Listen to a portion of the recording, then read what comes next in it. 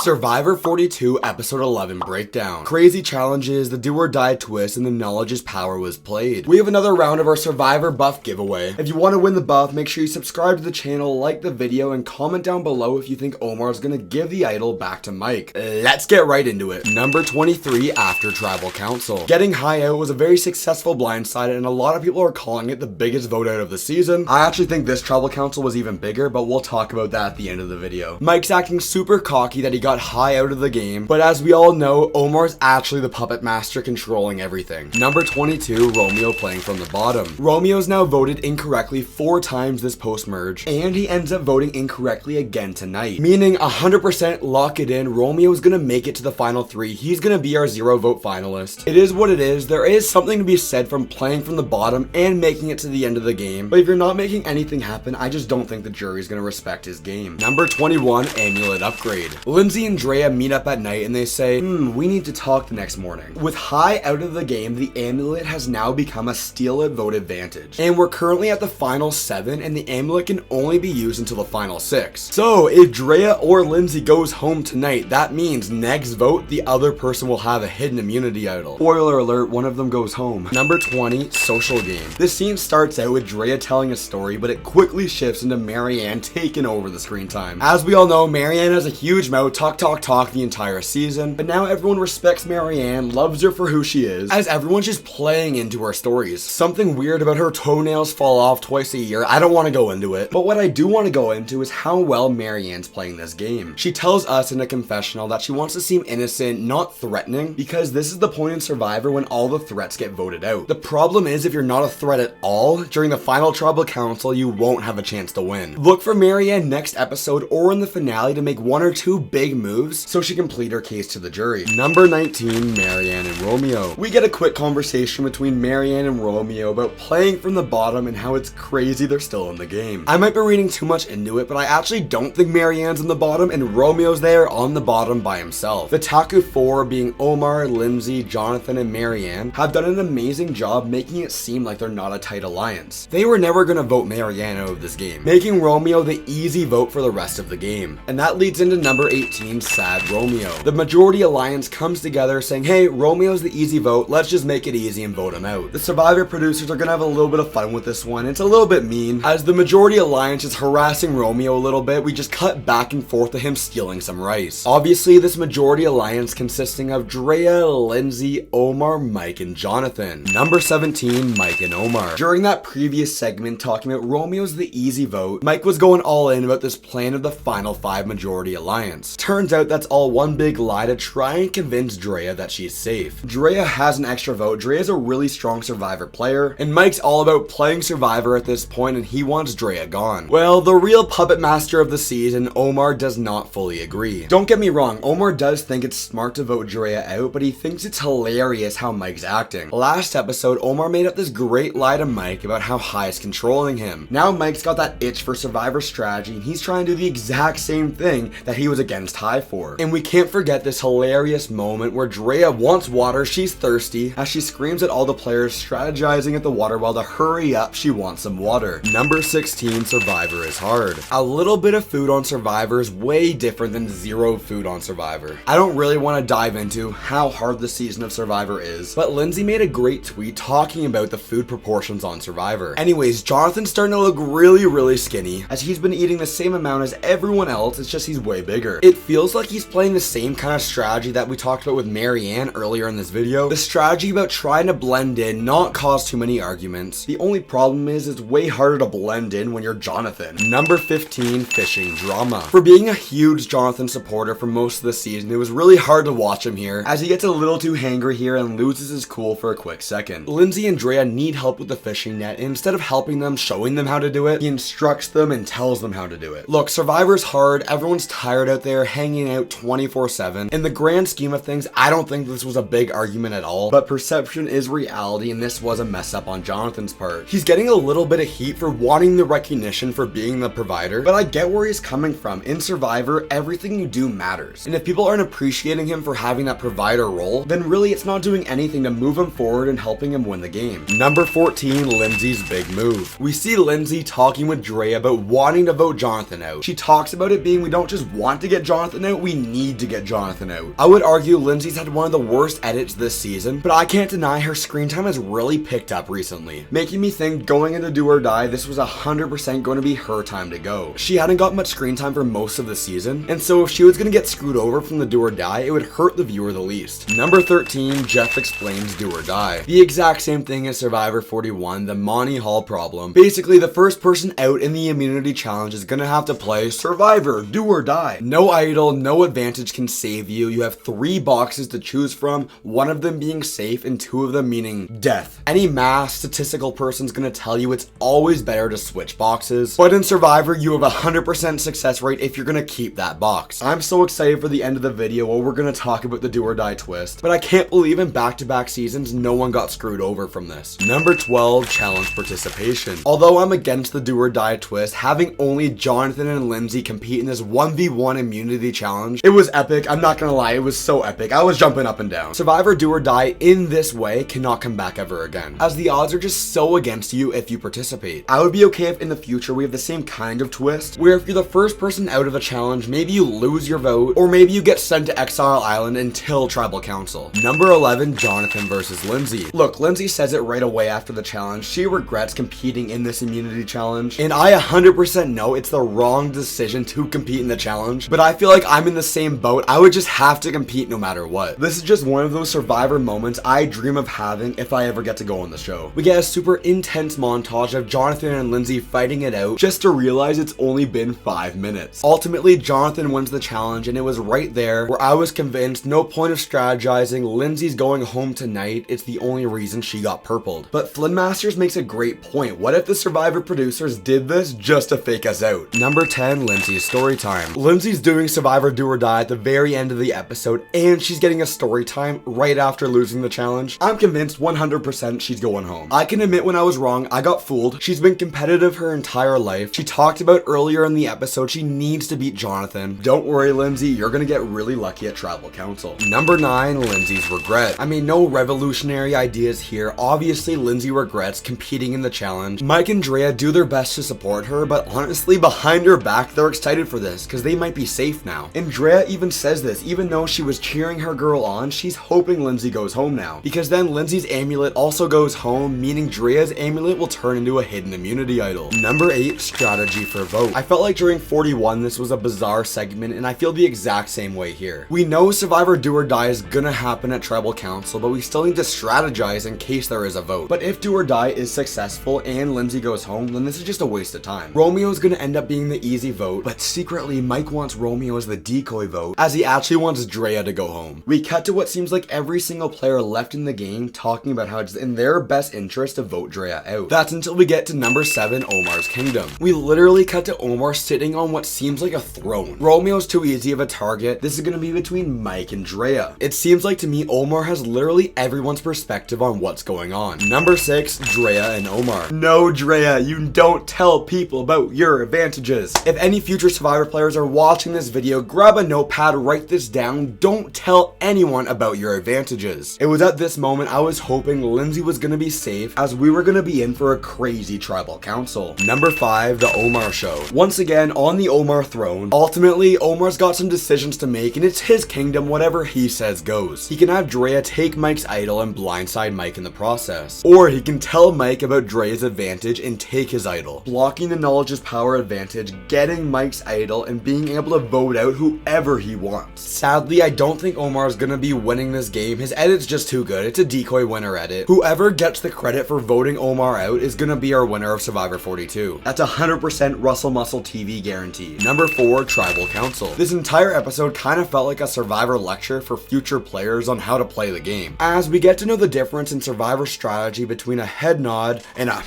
Number 3, Do or Die. This is insane. In Survivor 41, Deshawn went against what statistically you should do, and he was safe. In Survivor 42, Lindsay goes against what statistically you should do, and she becomes safe as well. Number 2, Knowledge is Power. This plays out almost the exact same way as it did in 41. Liana and Xander with the Knowledge is Power. We have Drea and Mike with the Knowledge is Power. Once again, a great fake out, but a really important note that not many people are talking about. Mike admits in a confessional that Omar might not give the hidden immunity idol back. It was all one big risk. This was the best episode of the season, best case scenario for Survivor. The Survivor players broke broke the knowledge is power advantage. The Survivor players broke the do or die. Number 1, Drea voted out. She goes out swinging, plays her extra vote, and leaves with the best Survivor exit of all time. Congratulations to Irving, you're this week's buff giveaway winner. Please private message me for your contact details. I'll announce a new winner next week, and click right here for the 52 things you didn't know about Survivor.